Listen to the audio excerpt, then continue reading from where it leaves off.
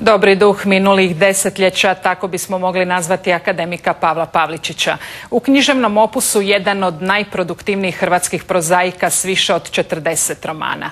Nakon što je u knjizi Bilo pa prošlo odradio dramatične 70. danas je na policama njegova nova knjiga Narodno veselje, koja se bavi 60-ima. Koji je pjevač u publiku bacio sako, a tko je uređivao emisiju Kad bih imao čekić? Kako se narod volio i veselio 60-ih? Otkriva nam pripovjedač odrastao u to vrijeme u Vukovaru Pavao Pavličić u svojoj novoj autobiografskoj knjizi Narodno veselje. Mislim da su te godine bile presudne. Mislim da ono što se dogodilo 60-ih godina nije se dogodilo nikada ni prije ni poslije toga, osobito u toj popularnoj kulturi, a ovo je knjiga koja baš o popularnoj kulturi govori. Plesnjaci u ovom gradu, plesnjaka je bilo na svakih par koraka.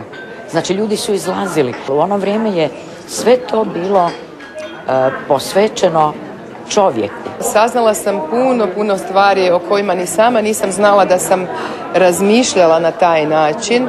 Za svakoga se u ovim recima krije ponešto. Otkrila je to i voditeljica Radija Sljeme koja je njima kratila smjene u predizborno vrijeme. I naglas sam kolegama čitala Pavličićeve priče kada se radio slušao punim uhom, za razliku od današnjeg vremena kad se radio sluša ne na pola nego na četvrt uha. Pišući o svemu, od depilacije preko traperica do toga što se skrivalo u kantama za smeće, profesor otkriva kako su 60. i pop kultura odredili sve što je slijedilo nakon toga. No nastavak ne otkriva. Ajde meni, igre, može.